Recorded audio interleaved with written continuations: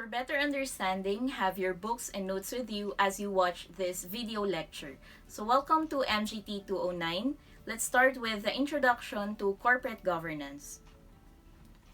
Governance is a process whereby elements in society wield power, authority, and influence, and enact policies and decisions concerning public life and social upliftment.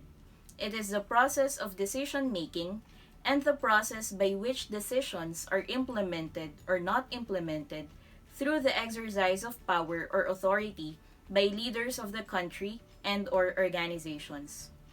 There are 8 major characteristics of good governance. It's up to you kung paano or anong technique nyo to remember this, but these are important. So for me, ang mnemonics ko for this ay clear pet.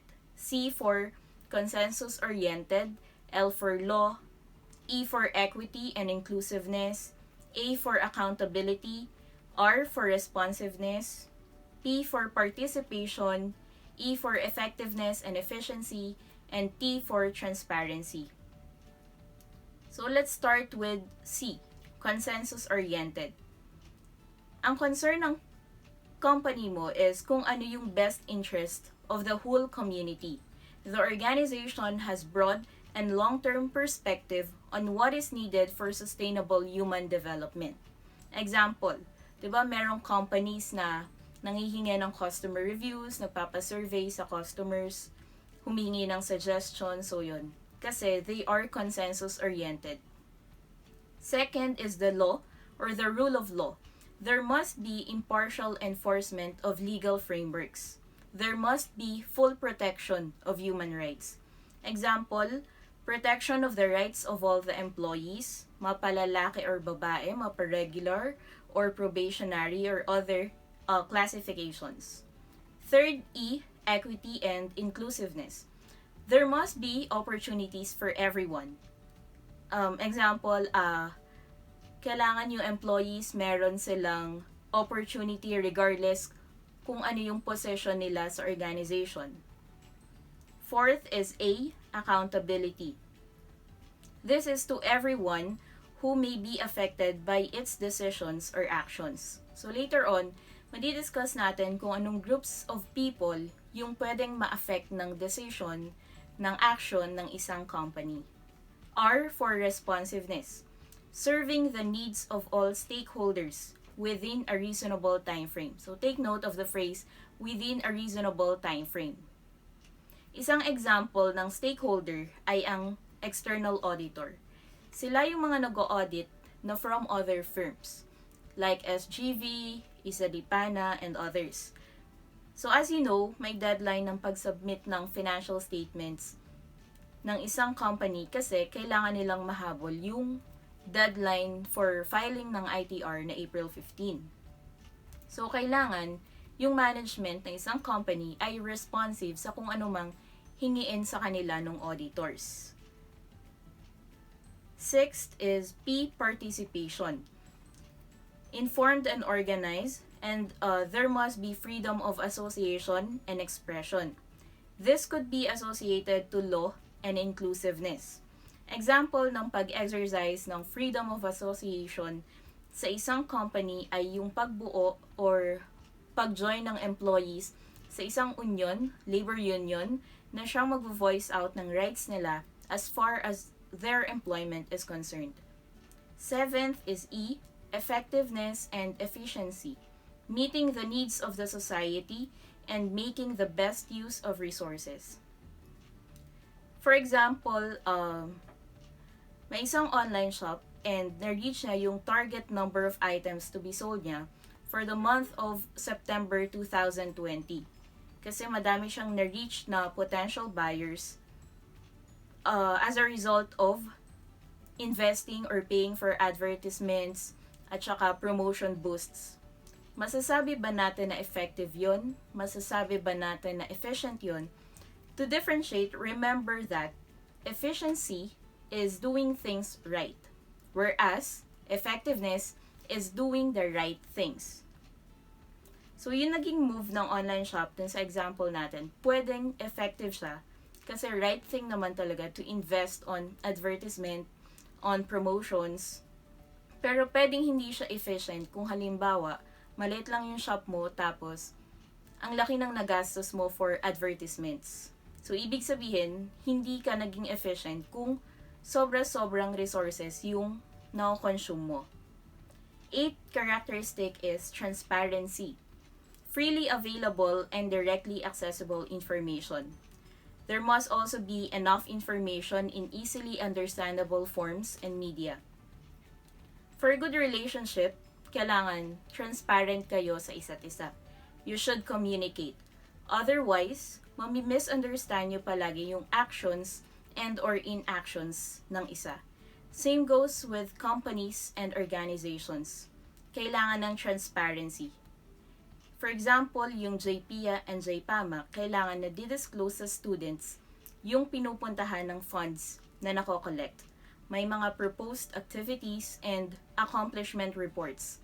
And this should be accessible by everyone na part or member ng organization for the sake of good governance.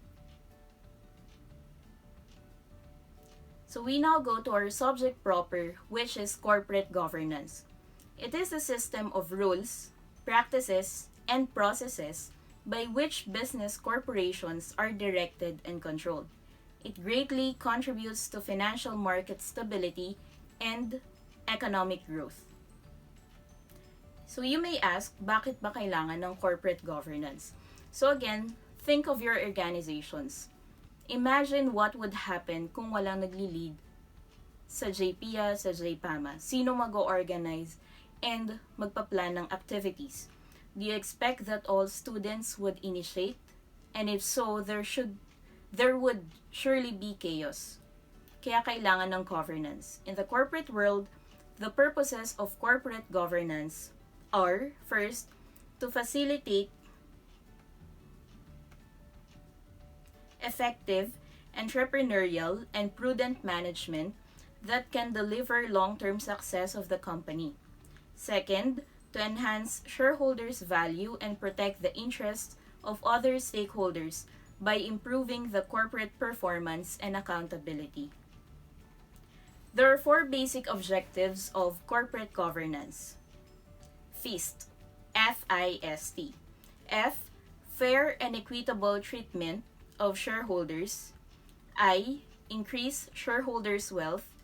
S, self-assessment. And T, transparency and full disclosure. So, fair and equitable treatment of shareholders. That is to safeguard equity among the shareholders.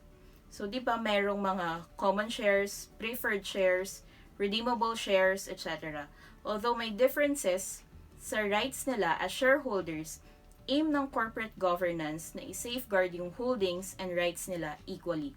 Ibig sabihin, regardless kung 10 million or 1,000 lang yung holdings mo, ipoprotect yan dapat ng corporation. Second, increase the shareholders' wealth. That is to induce potential investors. Most companies' vision ay sa palaki, sa padami ng investors, pa-expand ng company. And when a company is performing well in numbers and in other aspects na hindi quantifiable like treatment of employees, then mas madami yung magiging potential investors. Self-assessment. To assess their behaviors and actions and to pinpoint the deficiencies, loopholes, and internal issues before they are scrutinized by regulatory agencies. Also, that is to limit the exposure to regulatory risks and fine. Isang example ng regulatory agency is the SEC, the Securities and Exchange Commission. Dito nagre-register yung mga corporations. And since under sila ng SEC, of course, they have to abide by the rules and regulations. Otherwise, masasubject sila sa penalties and fines. So, para ma-lessen yung mga ganon, kailangan mag-self-assess ng companies. Fourth, transparency and full disclosure. That is to encourage full disclosure of transactions in the company accounts. Yung transparency, one of the characteristics, and at the same time, objective ng corporate governance. Always remember na merong internal and external reports. May levels of confidentiality ang mga bagay-bagay sa loob ng isang kumpanya. When it said that there should be full disclosure, it does not necessarily mean that everyone, including the public, should have access to it. Kagaya sa internal reports, merong mga reports per department. Halimbawa, purchasing department, accounts payable department, accounts receivable department. So, may mga financial information na confidential para sa loob lang ng isang specific na department, and meron din naman na kailangan i-disclose nila sa ibang departments para ma-account ng tama yung transactions. So, all this ay depende pa rin sa kung ano yung policies ng management ng bawat kumpanya. Always remember na most of the time, may general rule and exceptions to that rule. So, you'll use this concept especially in your law subjects. Helpful yung inonote mo yung ano ba yung general rule, and then under that, list down the exceptions. So, dito sa atin, ang general rule, kailangan may full disclosure. But there are exceptions to that rule. One example, kapag working na kayo and let's say, you're applying for a car loan. One of the requirements na hihingin is yung certification na employed kayo. Tapos may contact details din ng HR ng pinagtatrabahuhan nyo just for verification purposes. Kapag halimbawa tinawagan ng bank ang company mo, i-disclose ng HR yung employment status mo, and that falls under the general rule.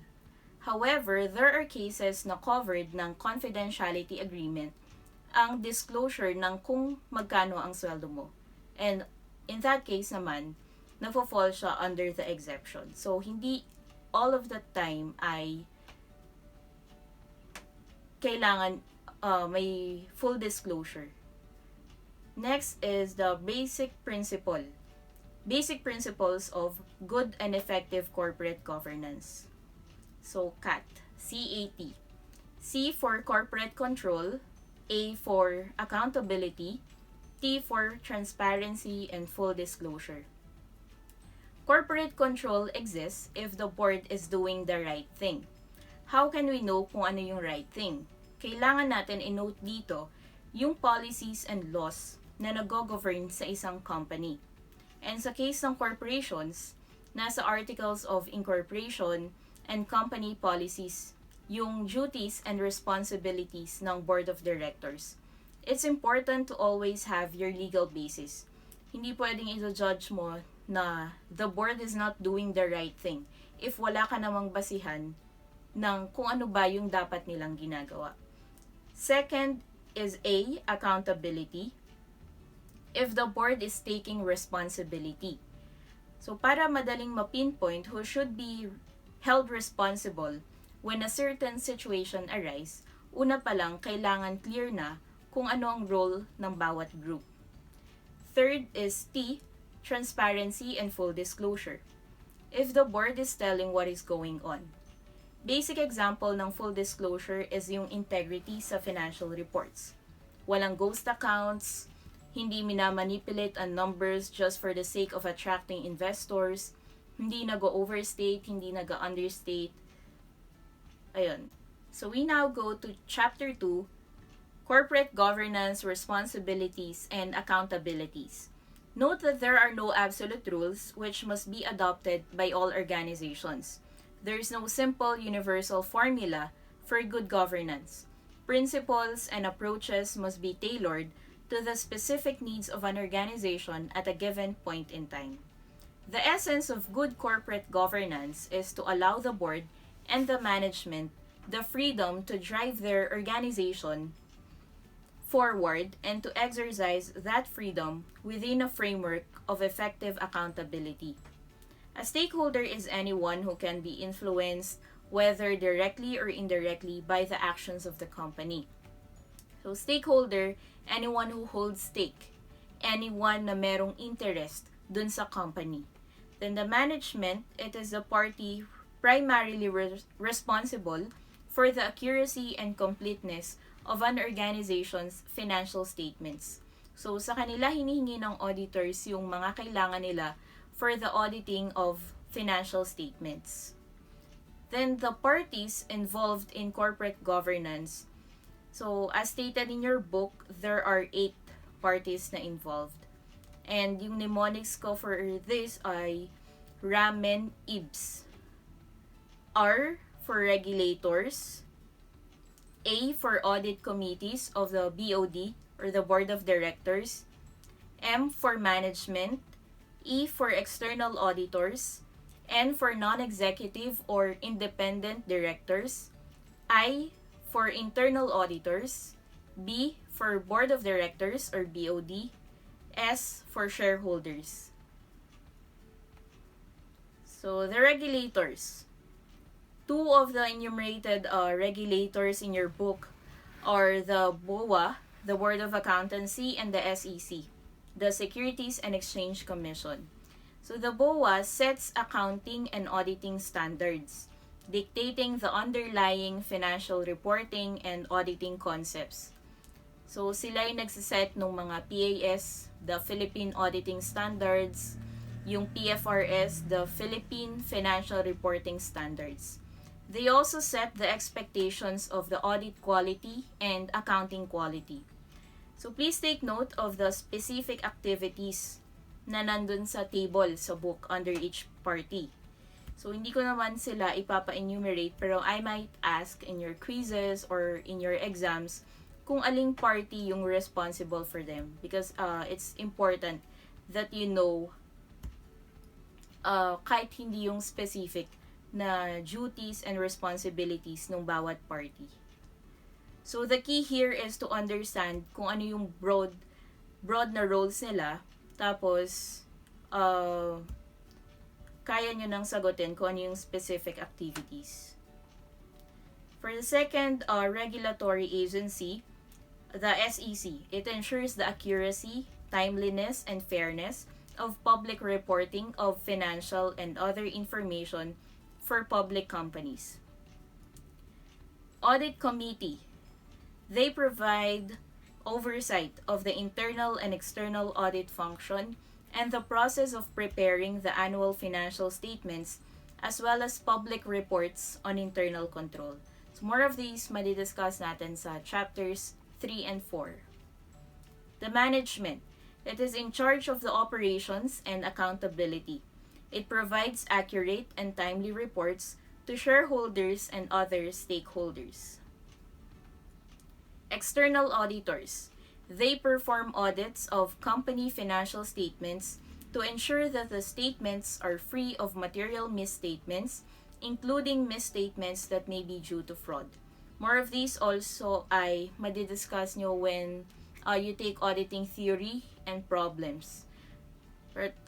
Examples ng top auditing firms here in the Philippines ay SGV, PwC, Deloitte, KPMG. N, non-executive or independent directors. So they have the same role as the entire board of directors. Internal auditors perform audits of companies for compliance with company policies and laws, audits to evaluate the efficiency of operations, and periodic evaluation and test of control. The BOD is the major representative of the stockholders. So, ang board of directors, ang nire-represent nila ay yung stockholders. They ensure that the organization is run according to the organization's charter and that there is proper accountability. So, review lang, board of directors, yun yung tawag kapag stock corporation. Board of trustees kapag non-stock corporation. Stock corporation kapag ang ownership ay represented by shares of stock. Otherwise, non-stock siya. And kapag non-stock, hindi shareholders yung tawag. They're called members. So, I think meron kayong corporation law. So, madidiscuss doon yung board of directors, yung duties and roles nila. 8. Shareholders. They provide effective oversight through election of board members, approval of major initiatives such as buying or selling stock, and annual reports on management compensation. So more of this din ay sa corporation law ninyo. So siguro under yun ng Law 202, which is the Law on Business Organizations. So that's it. I want to thank and commend you all for being able to really think of intelligent questions. Ang subject kasi natin talaga is applicable in the real world. And I don't want to just go with theories and concepts. Gusto ko na imagine nyo rin how is it or how will it go kapag professional accountants na kayo. So whenever we encounter something, we should always have a questioning mind. Hindi pwedeng tatanggapin and i-absorb mo na lang lahat ng isusubo sa'yo. And that was the purpose of my assignment.